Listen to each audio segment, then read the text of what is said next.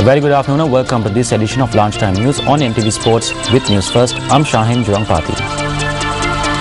In your headlines, Wallaby River overflows, 300 people displaced. The police says that 176 fatal three-wheeler accidents have taken place this year. At least 56 people confirmed dead and many others injured as 4 explosions rocked the Syrian capital, Damascus. Now for the stories in detail. The Disaster Management Center states that around 300 persons have been affected by the overflowing of the Wallaby River.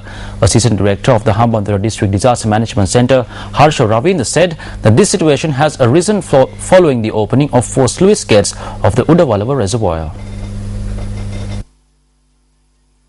Due to the overflowing of the Wallaby River, Ambalantota North, Bolana South and Puhulyaya areas have been flooded. The Disaster Management Center states that around 90 houses have been flooded owing to this. Our correspondent stated that although the water levels had receded from last night, several houses are still underwater. Meanwhile, food was provided to the affected people by the Ambalantota Divisional Secretariat and the Disaster Management Center. The police says that 176 fatal three-wheel related road accidents have been reported so far this year. Police media spokesperson SSP Prashant Jayakodi stated that a large number of people have been killed owing to these accidents. Now the report also states that during this period 467 serious three-wheel related accidents have also taken place.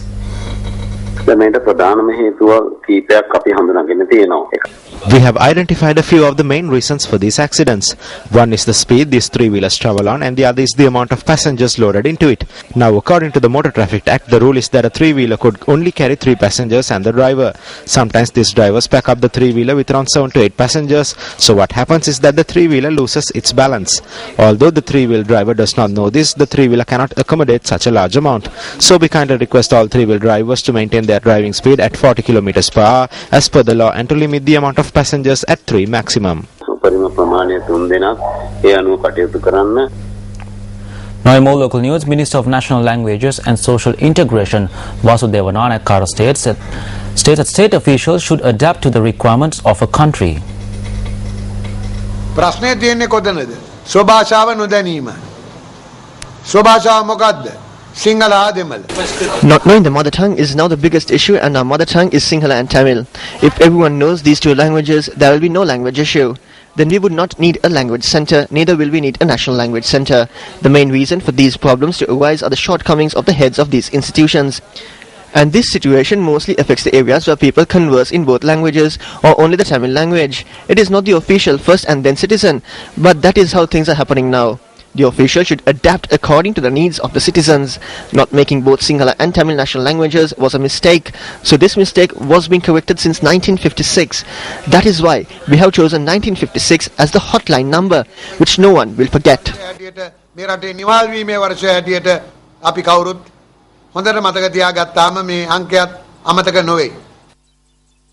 This event was held to declare open a language center which should address language-related problems. Any citizen could contact the number 1956 for assistance with any language-related issue.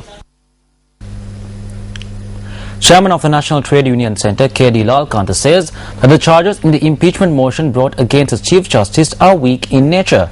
Speaking at a conference, he pointed out that 14 charges would not be necessary if there was even one strong charge.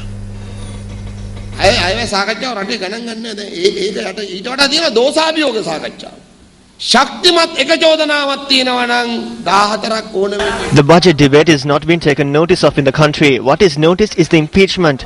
If there was even one strong charge, there would be no need for 14 charges. Because there is no strong charge, they have presented 14 charges. Everyone has heard the natural justice. The one who brought the charges is the one who examines it and gives the verdict. That is not natural justice. Today is our legislature, which is parliament independent. Not only the judiciary, even parliament is not independent. Meanwhile,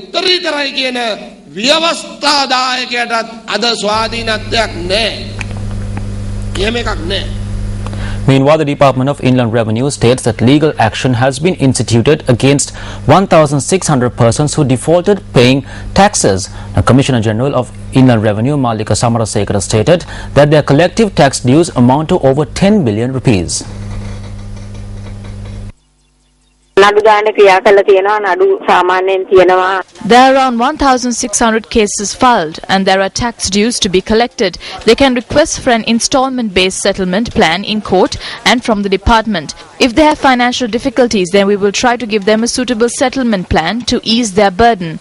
But if there are taxes to be paid based on our reports, then we cannot consider them for payment plans. They will have to pay the dues in at least 6 months. In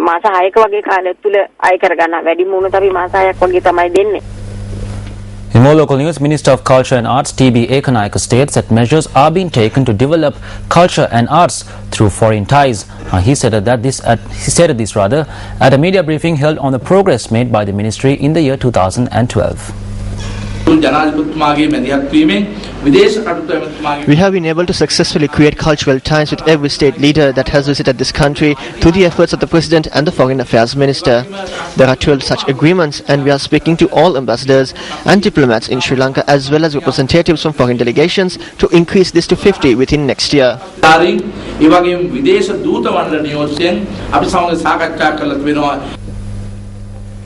A woman has been murdered inside a house in Mipagala Thalagala in Horana. Police Madi.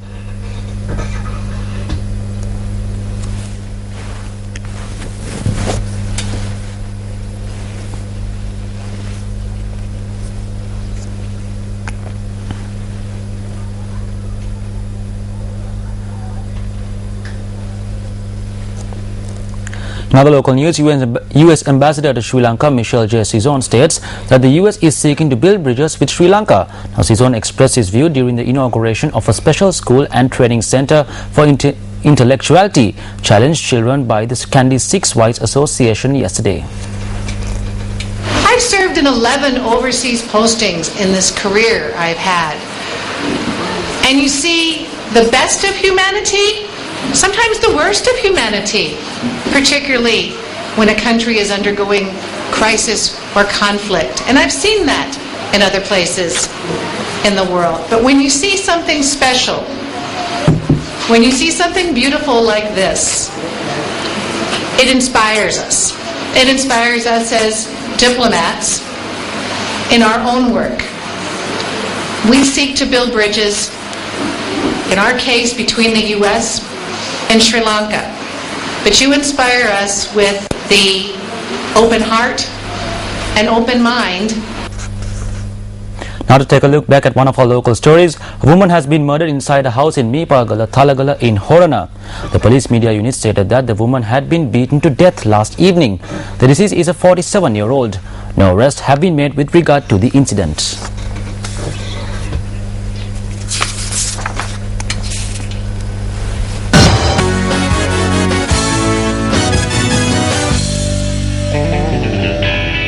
In cricket news, the fifth and final day of the second test between Sri Lanka and New Zealand is currently underway at the Pisara Oval in Colombo. Chasing a target of 363 runs, Sri Lanka were 107 runs for the loss of 5 wickets at lunch. Now, Sri Lanka resumed day 5 on an overnight second innings score of 47 for the loss of 4 wickets in reply to New Zealand's second innings score of 194 for 4 declared. Sri Lanka lost Tilan Samaravira, who was run out for 7 runs with a score on 63 for 5. Earlier batting first, New Zealand posted 412 runs, while Sri Lanka in reply scored just 244 in their first innings.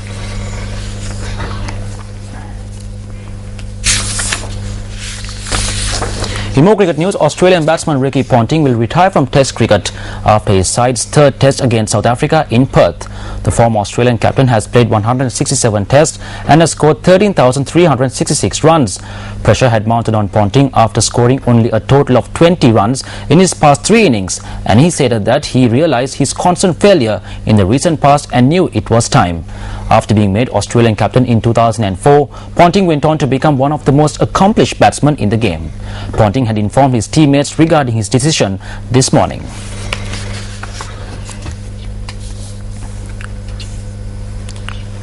Well, now in motorsports, Ferrari wants to establish whether there is enough evidence to lodge a protest that, if successful, could overturn the result of the Formula One World Championship. Footage that appears to show Red Bull's Sebastian Vettel making an illegal overtaking move in Sunday's Brazilian Grand Prix is being evaluated. Video footage from Vettel's onboard camera appears to show him passing Toro Rosso's Jean-Eric Verne in a yellow caution zone on lap 4 of Sunday's race. If that is the case and if any protest is made and upheld, it could result in a retrospective 20-second penalty for the German. That would drop the 25-year-old from 6th to 8th, costing him valuable points and a third successive world title. Alonso, who finished the race at Interlagos in second place, would then top the standings by a single point.